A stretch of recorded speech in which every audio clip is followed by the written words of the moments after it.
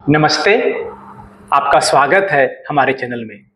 आज हम आपसे बात करेंगे जीवित पुत्रिका व्रत के बारे में, जिसे सामान्यतया ज्यूतिया या जीतिया व्रत के नाम से भी जाना जाता है। यह माताओं द्वारा अपने पुत्रों की दीर्घायु और सुख समृद्धि के लिए किया जाता है।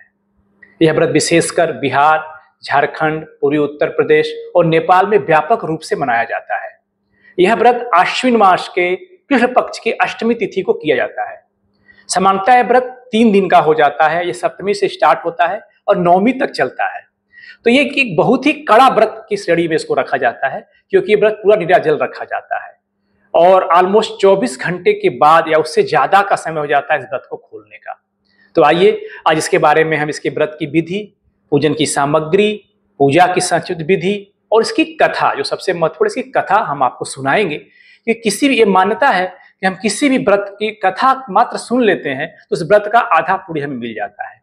तो आप व्रत करें ना करें, बट कम से कम कथा इसकी जरूर सुने। तो आइए इस व्रत का हम बताते हैं आपको विधि क्या होती है। व्रत का आरंभ, इस व्रत का आरंभ सप्तमी तिथि से हो जाता है और इस दिन को नहाय खाए की परंपरा के रूप में मनाया जाता है। इस दिन माताएं नदी या तालाब में स्नान करके शुद्ध भोजन, कद्दू भात, नोनी का साग इत्यादि ग्रहण करती हैं। अष्टमी तिथि के दिन महिलाएं सुबह भोर में उठ जाती हैं ब्रह्म मुहूर्त में और स्नान करके निर्जल उपवास का संकल्प लेती हैं। दिन भर भोजन और जल का त्याग करती हैं। शाम को भगवान जीवित पुत्रिका की, जिसको जीमूत वाहन भी जिनको जानते हैं, इनकी विधिवत पूजा की जाती है। पूजन में दुर्वा, फूल, पान, सुपारी, धूप, दीप, अक्षत, मिष्ठान आदि का प्रयोग किया जाता है और इसके बाद इसकी कथा का श्रवण किया जाता है और माताएं जीमूत वाहन का स्मरण करती हैं और संतान की दीर्घायु का आशीर्वाद मांगती हैं। नौमी तिथि के दिन इस व्रत का पारण किया जाता है और माताएं प्रातः स्नान करके पूजा करके फिर अन्न जल ग्रहण करती हैं।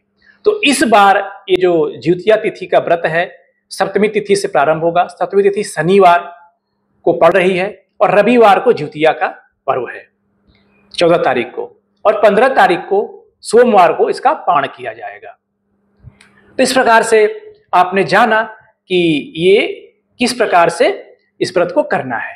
अब हम थोड़ा बात करेंगे एक पूजन सामग्री की, कि संक्षिप्त में जो आपकी पूजन सामग्री है आप उसको नोट कर लें। मैं इसमें आपके डिस्क्रिप्शन में भी इसको डाल दूंगा।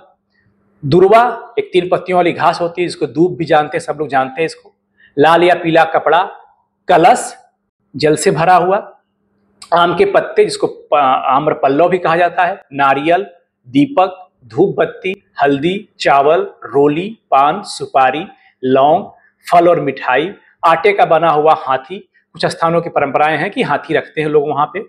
जल, गंगा जल, फूल लाल और पीले रंग के। अब इसकी पूजन की विधि हम समझ लेते हैं।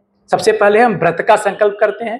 प्रातः काल ब्रह्म मुहूर्त में उठ करके स्नान करके स्वच्छ वस्त्र धारण कर लेते हैं और हाथ में थोड़ा सा अक्षत पुष्प लेकर के, जल लेकर के संकल्प करते हैं कि मैं अमुक गोत्र की अमुक नामधारी, अपना नाम, अपना गोत्र का नाम ले ले, अपने पुत्र की दीर्घायु और सुख समृद्धि के लिए द्वित पुत्र का व्रत कर रही हूं या व्रत करने का संकल्प करती हूं।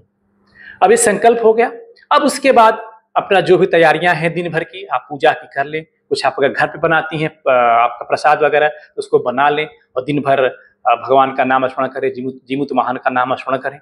इसके बाद जब आप जो व्रत की देवता हैं, जहाँ सामान्यतः इसकी पूजा किसी तालाब या नदी के किनारे लोग करना ज्यादा प्रेफर करते हैं, नहीं तो अपने घर पे भी आप कर सकते हैं, छत पे या आंगन में, जो भी आपकी जगह हो।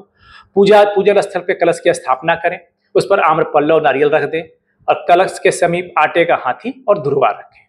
पूजन का क्रम है, पहले दीप जला लें और रोली, अक्षत, पुष्प अर्पित करें, पान, सुपारी और फल फूल अर्पित करें, फिर कथा का श्रवण करें। और इसमें आवाहन करना होता है भगवान जीमूत वाहन का। आप जिसको भी, जैसे अपने कलश रखा है या कोई और प्रतिरूप बनाया है, तो उसमें उनका आवाहन करके उनका ध्यान करें और जो पूजा का क्रम उन्हें बताया है उस पूजा का आप उसी प्रकार से करें और सबसे अंतिम में कपूर की आरती करें। और पूजा करते समय आप एक मंत्र बोल सकती हैं, ओम जीवित पुत्रिकायै नमः, जिससे संतान की रक्षा और संतान दीर्घायु होता है। अब इसमें कुछ भी आप समर्पित कर रही हैं भगवान को, तो ओम जीवित पुत्रिकायै नमः, आपने इसे मिष्ठान किया, फल किया, जो भी, तो समर्पयामी, इस तरह से करके आप उनको अर्पण कर सकते हैं। इसके बाद आप उनकी जीवित वाहन की जो कथा है, द्वितीया व्रत की जो कथा है, उसको आप सुने या पढ़ें और जीवित वाहन का स्मरण करके पुत्र की रक्षा का आशीर्वाद मांगे। इस प्रकार से आपने देखा कि पूजन की विधि क्या है और इसका कैसे हमको पूजा करना है और पूजन की सामग्री क्या है। अब हम बात करेंगे इसकी कथा की, जो कि सबसे महत्वपूर्ण आती है इस व्रत की। इस व्रत का अनुक्रम में सबसे महत्वपूर्ण भाग होता है इसकी कथा का। एक संक्षिप्त कथा है, हम आपको सुना देंगे, किताबों तो बहुत बड़ी रहती है, बट मैं आपको यहाँ छोटे रूप में बताऊंगा। बहुत समय पहले एक जीमूतवाहन नाम का एक गंधर्व राजकुमार था। वो बहुत ही दयालु और धर्मनिष्ठ थे।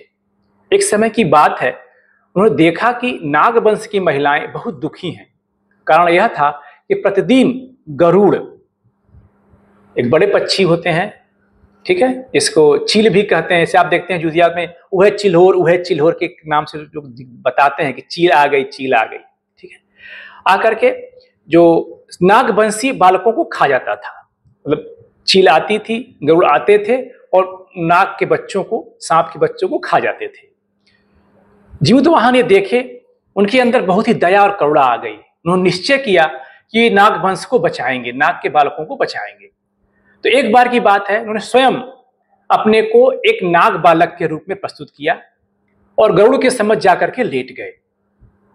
जैसे ही गरुड़ ने जीमूतवाहन को पकड़ा और तो जीमूतवाहन उनसे धर्म और करुणा की बातें करने लगे, जिससे गरुड़ बहुत ही प्रभावित हो गए और गरुड़ उनकी निस्वार्थ भावना और त्याग से प्रभावित होकर बोले, हे वीर, मैं तुम्हें छोड़ता हूं। आज के बाद किसी भी नाग बालक को मैं नहीं खाऊंगा। इस प्रकार से जीमूतवाहन ने नागवंश को बचाया और माताओं ने उन्हें संतान के रक्षा के देवता के रूप में पूजना शुरू कर दिया। तो ये थी इसकी संक्षिप्त कथा कि जीमूतवाहन जो एक आपके गंधर्व राजकुमार थे, उन्होंने कैसे नागवंश की रक्षा की, मतलब बालकों की रक्षा की, नाग के बालकों की रक्षा की। माताओं ने उन्हीं को भगवान के रूप में पूजना शुरू कर दिया। तब से ये जीमूतवाहन के द्वितीया व्रत की परंपरा प्रारंभ है और आज भी माताएं अपने संतान के सुख समृद्धि, कल्याण और रक्षार्थ हेतु इस व्रत का बहुत विधि विधान से, बहुत ही मान के साथ इसका पूजन करती हैं।